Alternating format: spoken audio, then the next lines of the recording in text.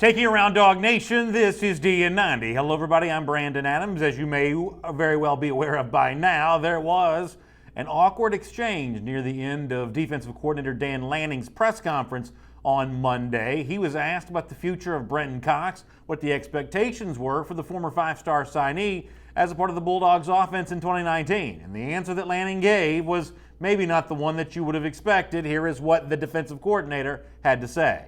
Expecting out of Brenton Cox this year? You know, that's a good question. I would actually leave that up to Coach Smart at this time.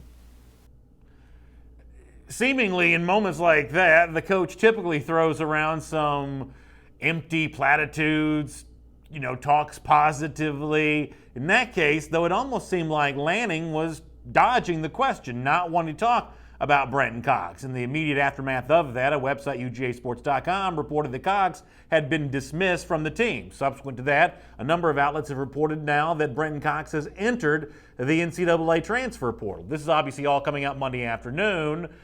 Presumably, all of this would have had to go down pretty quickly because I want to show you this photo here going back to Saturday, captured by our colleague, Dog Nation's Mike Griffith, at the Georgia Fan Day inside the Billy Payne Indoor Practice Facility. You see there on your screen Cox wearing his familiar Georgia #1 uniform with the rest of the linebackers as a part of the autograph line, seemingly a teammate in good standing for that event, at least as much as you can be able to be told from a picture. And yet sometime between then and Monday afternoon, Brenton Cox was apparently, at least according to published reports, dismissed from the UGA team, now entering the transfer portal. Of course, as many of you are probably aware, the transfer portal, the entering into that doesn't mean that he wouldn't be able to return to Georgia. However, in most cases when these guys go in, they don't necessarily come back out. But that's kind of where things stand in terms of the latest news. A number of outlets reporting that Cox is in the transfer portal. UGAsports.com taking it a step further, saying that he's been dismissed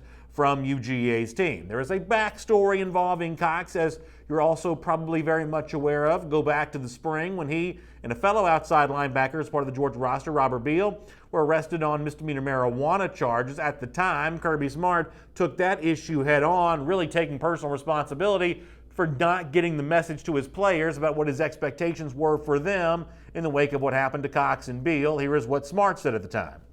Obviously extremely disappointed. I've obviously done a poor job with this group of connecting and making sure they listen and understand things. Obviously we have policies and rules in place. These guys violated those policies and rules, and they'll serve the punishment that they deserve for it. And I hate the decisions they made, and they've got to learn as young men that you can't break the rules, you can't break the law.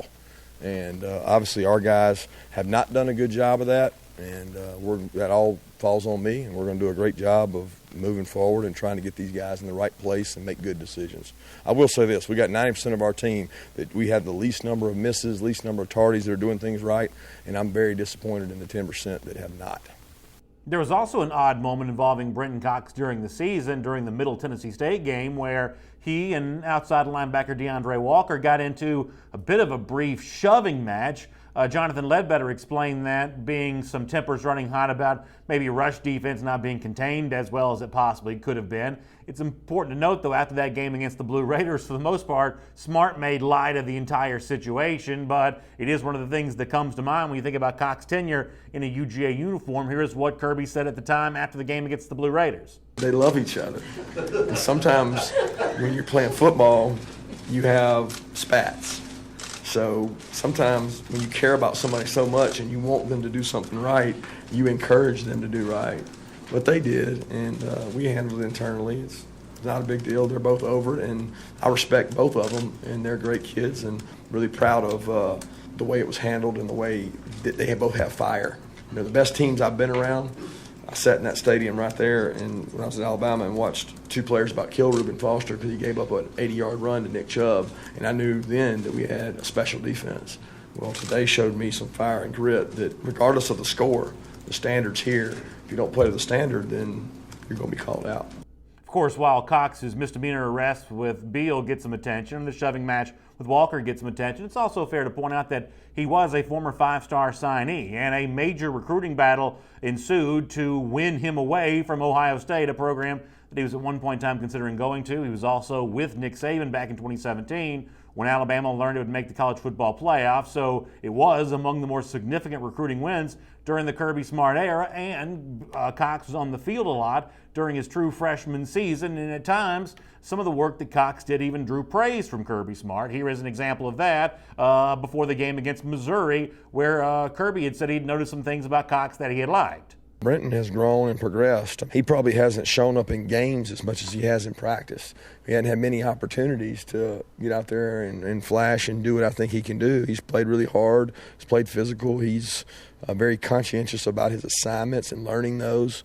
Brenton just has to continue to grow up and mature. I'm hoping that a lot of these freshmen that have played in 3 games now can start to have a little confidence where they get over the butterflies and the anxiety so that they can go play. And he's getting better with each and every game. He's a competitor.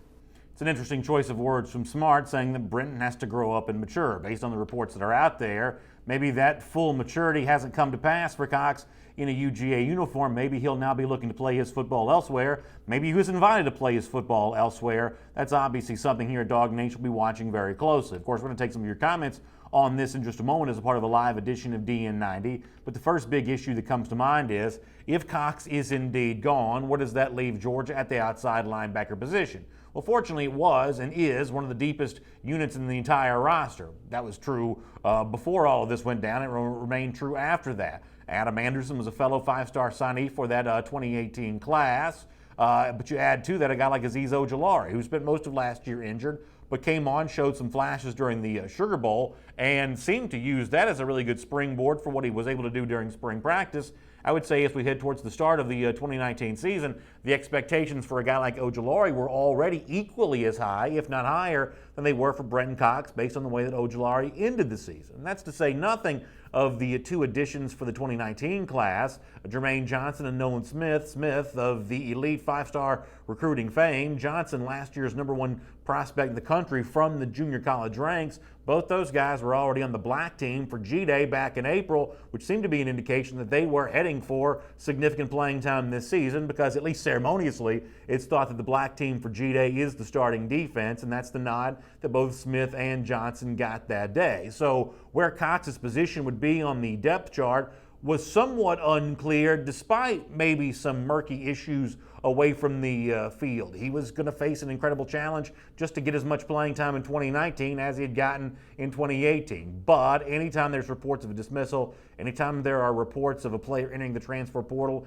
even in an age where that's fairly common, it's still going to be treated as mostly bad news, because that'll subtract one of the elite recruits from the Georgia roster potentially, and also one of the players that made the Georgia recruiting class in 2018 the nation's #1 class.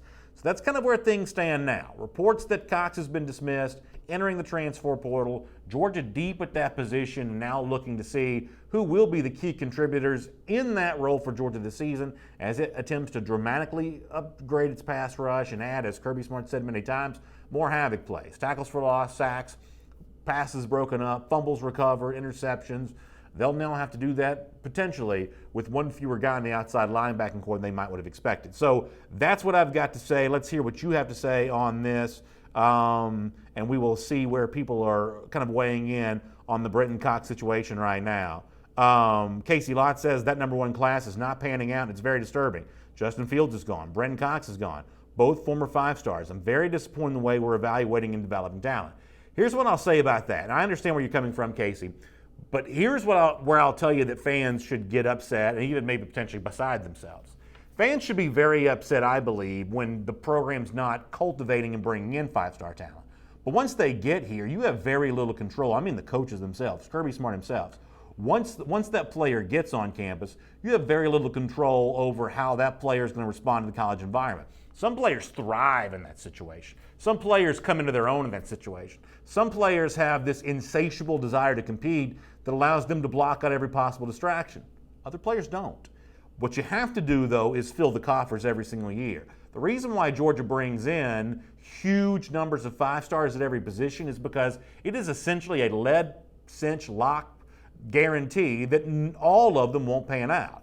Some of the elite players that Georgia bring in, either because of an injury situation, an off-field distraction, or just maybe how they respond to the competition and the desire to go out there and battle and compete every day. Not every 5-star is going to thrive at the college level. Not every highly rated 4-star is going to thrive at the college level. From that standpoint, I don't believe that Georgia is really any different than any other program. But the job of the coaches is to bring in as much of that as possible and let the true cream rise to the top. So I understand the disappointment about some of the players that Georgia fans rooted for when they signed with the Dogs now not being around to compete with the Dogs, especially if the Cox news is confirmed as the truth that he is indeed no longer part of this Georgia roster. I get the disappointment about that, but I think the real reason to be disappointed is when you see your program fail to sign elite players. Once those elite prospects get on campus, it's going to be a numbers game. Of some will truly be as good as you thought they were, and others will kind of fall by the wayside along the lines. Bill Hooks also says at least this is our deepest position other than the offensive line, and there is a practical truth to that if there was any position group where Georgia could potentially withstand a reported dismissal like the one that Cox is apparently facing right now, outside linebacker would be that. However, I do say that with this one caveat, though. While the sheer numbers, the sheer volume of seemingly elite talent is pretty impressive, this is also a position group where the overall level of performance has not been at the national championship level. Georgia has had far too few sacks to really be among the truly national elite teams on defense. So while this group is heavy in numbers of former elite signees, very good-looking athletes in video like you're watching right now, or on paper with their measurables, the overall performance of this group was already going to need to be improved here this season. So really Cox's presence or absence doesn't change that narrative really all that much. Let me go over here and talk on YouTube here for a second.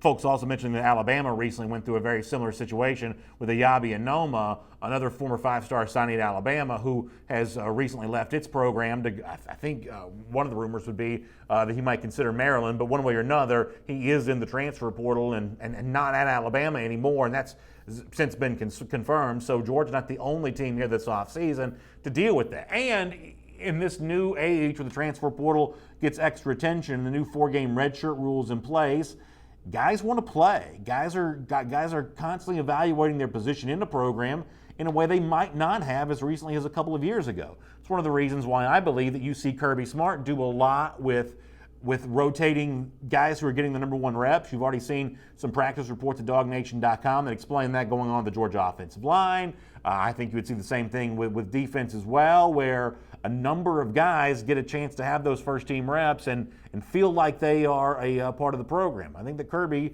being kind of a young, very media-savvy coach, is just very aware of how this new transfer portal is going to work in the modern times.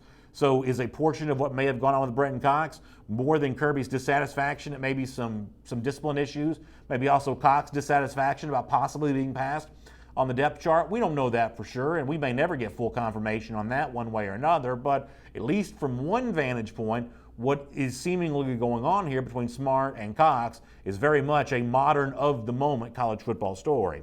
Let me get a few more comments. Enrique Murillo says a player made a mistake, had been announced yet. He's laughing like a big deal. Not sure what Enrique is referencing there. The YouTube conversation kind of going on, and I guess it'll continue to go on. Enrique Murillo also says about the subject of Brenton Cox that it's sad to see him go. I was commenting on Twitter on the live show there. Yeah. Listen, it is a sad moment, especially for a lot of the folks in the Atlanta area who maybe watched Brenton Cox play in high school there at Stockbridge as a former 5-star recruit there. It was an exciting win for Georgia when Cox chose UGA. He had a lot of opportunities to go. Got a heavy recruitment, as I said a moment ago, from Ohio State. Heavy recruitment from Alabama. Nick Saban had Brenton Cox on the Alabama campus back in December of 2017 when Alabama found out it would be in the college football playoff that year with Georgia. Brenton Cox allegedly, or I shouldn't say allegedly, it's not a crime, reportedly was sitting next to Nick Saban when Saban found out that news. So, I mean, that gives you an idea of how big of a recruitment this was when it went down. Ray Brandon talking about the absence of Justin Fields here. I mean, listen, I think that you're going to see a decent amount of attrition from every signing class. It seems like the 2018 has a couple of high profiles examples of that. However, the one thing that should be kept in mind is that with the Georgia roster on paper now deeper than it's ever been, and I think that's just objectively true. That's not my opinion, nor is it the kind of thing that you say just to make Georgia fans feel good. I mean, you can get out the sheet of paper and look at the roster yourself and measure it. There are more elite players in this Georgia roster than there have ever been before. So therefore, within the individual recruiting classes, it stands to reason that there'll even be more attrition because all of a sudden starting spots aren't guaranteed, playing time isn't guaranteed. So I think there's another way to look at things like this, like the reported news that may have happened with Brenton Cox and his alleged dismissal from the UGA team, that this kind of thing is going to be an additional byproduct of a roster as deep as Georgia, that moving forward, stuff like this probably won't happen less, it'll probably happen more. And that's not me wishing that on any Georgia player. I hope they all come here and find a home and enjoy themselves. But when guys want to play, and Georgia, because of its depth, has less playing time to offer, not everybody's going to be happy in that situation. And with the overall level of talent being as high as it is, Kirby Smart can even raise his expectations even more for the behavior, the demeanor displayed by Georgia players. This is a tighter ship, in other words, than it's been before. And so in the future, things like this might not happen less. They might happen just a little bit more. Bill Kelly says to get a free college education and a shot at NFL money, you have to follow some rules. It's not complicated. And Bill, I think it's also probably important to point out that while it may be easy to assume that somehow this news that's out there now is connected to what happened to Cox back in the spring or maybe anything else kind of like that, it's important to note we don't really know if that's the case or not. We don't know if this is the byproduct of an arrest, if this is the byproduct of really anything else, if this is a dissatisfaction on Cox's side from not getting enough playing time. We don't really know that. It's important to remind folks of everything that has gone on with Brenton Cox since he's been in a UGA uniform. I think it's also important not to draw any kind of line connecting one specific event to the news that's out there now, because it's not clear exactly if this has occurred, exactly why it has occurred. But I appreciate your comment. Matt Talley says, does BA just sit at his desk all day long waiting for something to happen? Yeah, man, I'm essentially a robot. I have a little gear behind me. They just wind me up, and I'll just start talking if anything's going on. John Benton says, I hope this is a wake-up call for everyone else. Hopefully this is the last bad news we get this summer. And I understand that, and obviously John's taking this from the standpoint of, well, maybe there must have been some bad behavior that pushed this news in the direction that the news reports would suggest you have it go. Maybe that's the case, maybe it's not. I would also suggest that every story has a degree of silver lining to it. That if Cox wasn't happy or if he wasn't comfortable at UGA, if there was something that he had done that made Georgia coaches uncomfortable with him, to have a quick pipeline of players moving in and moving through the program simply opens up an opportunity for somebody else. When you're in a day and age in college football where the idea of most players staying for 4 years, it's just not going to be all that likely anymore. Guys want to go to the NFL. Many of those guys will leave after their junior seasons. Guys who don't look to be in a position to play a lot during that junior season, they may look to move on even quicker than that. We are just in a much more accelerated college football news cycle than we've ever been in before.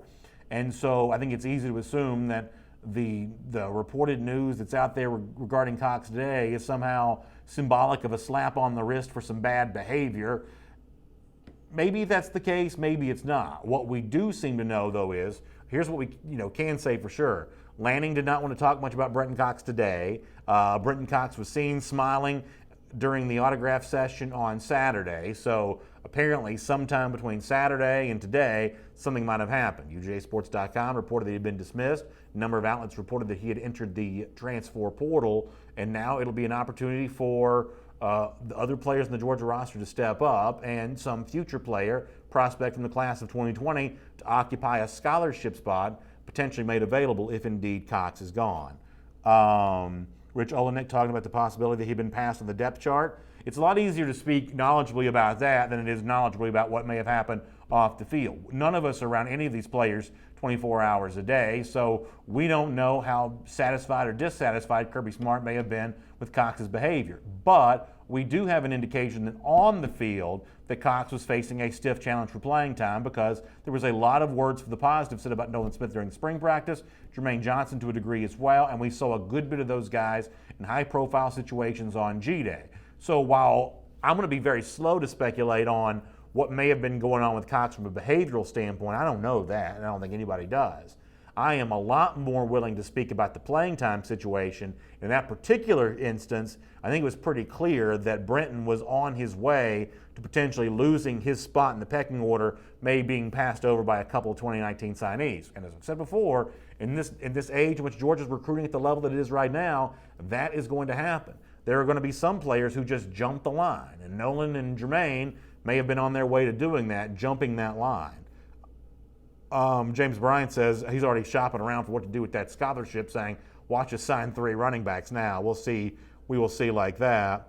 Anthony Sumbry says Nolan Smith's going to step up and wreak havoc, and a lot of Georgia fans would expect exactly that to happen. No question about that, Anthony.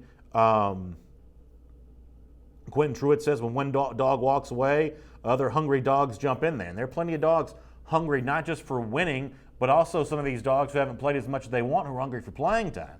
You better believe they're going to look at this as an opportunity to, if the news reports end up being true, they're going to look at this as an opportunity to step in there and get some of that playing time for sure. Rick Kramer says, entering the transfer portal like this, would he be eligible to play right away? It is seemingly important to note that we have seen a bit of a sea change in terms of how the NCAA is handling the transfer portal. You want to go back to when the Justin Fields news first came out? He enters the transfer portal and very quickly was given his immediate release to play right away at Ohio State. Tate Martell got the same thing at Miami. However, since then, we've seen some different kind of treatment. Luke Ford, although a lot of Georgia fans felt like he had a legitimate hardship claim and going to Illinois, was not given immediate eligibility. So I think for now, my best guess is the tide against immediate eligibility, for the most part, has kind of changed. Plus, we're in a situation where classes, I think, have already started, which will impact some of this kind of stuff as well in terms of when you enroll and how you get in there and things along those lines. I'll admit I'm not a stickler for the rules necessarily, but I will say that just given the way that the transfer portal talk has kind of changed, we've seen a lot of guys enter the transfer portal and then not find anywhere to go. Some of the ones who have found homes have not been granted immediate eligibility. This is not the Wild West free pass that it once was, in other words. I think for Brenton Cox, it'll be the same thing. Brett Collins says, let's be honest, Malik Herring is the best defensive end, which is kind of an interesting point about Brenton, that had he stayed, were he to be a part of this Georgia roster, maybe he would have gotten a chance to do some of what Jonathan Ledbetter did for this team a year ago. Herring in that potential role right now, I think Herring's got some versatility, can be used a number of different ways, but that is one of the things, because of Cox's size, that he would have potentially had that chance to not just be an outside linebacker, kind of the position you think about Nolan Smith playing, but also in that old Jonathan Ledbetter role there as well. Bubba Smith says he thinks the NCAA will grant him eligibility. We shall see about that, I guess. Adam Phillips says, how about another scholarship then for this year? I guess that's going to be the case there. That's kind of a fun thing to think about. A lot of next man up, including Jeff Hensley mentioning that. Brandon Heideland says, hate to hear this. Had to be something serious, though. Go Dogs. Yeah, I mean, it also could have just been a lack of chemistry between the player and the coaches, too. I mean, doesn't necessarily have to be, something, to use your word, serious. Josh Estes also pointing out the fact that Jarvis Jones is now working with that group. And I think from Brenton Cox's standpoint, a guy who I know has NFL aspirations, this is going to really, if Cox is indeed gone, going to end up feeling like a lost opportunity because of the fact that Jarvis Jones, a guy who knows how to get to the NFL, a guy who's traveled that path himself, Brenton now won't get a chance to work with him. So we shall see.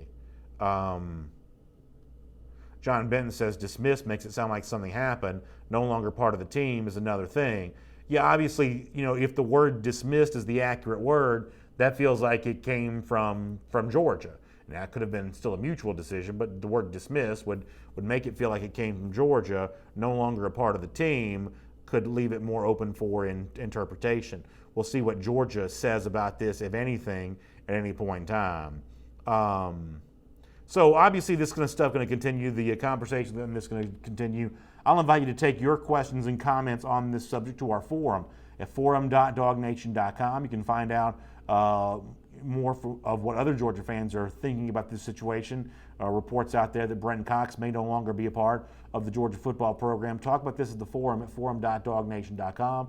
Also, Mike Griffith, Jeff Sintel, the entire Dog Nation team will have more news on this as it becomes available at dognation.com. I'll be back tomorrow morning at 10 a.m. for Dog Nation Daily on all the platforms you've come to expect that program. We'll address anything else that might be out there at the time. We appreciate you being with us for this live edition of DN90, and hopefully tomorrow we'll be back with a little bit better news. But nonetheless, thanks for checking in now as a part of DN90, reacting to the potential news that Brenton Cox is no longer a part of the Georgia football program. We'll talk to you tomorrow, everybody.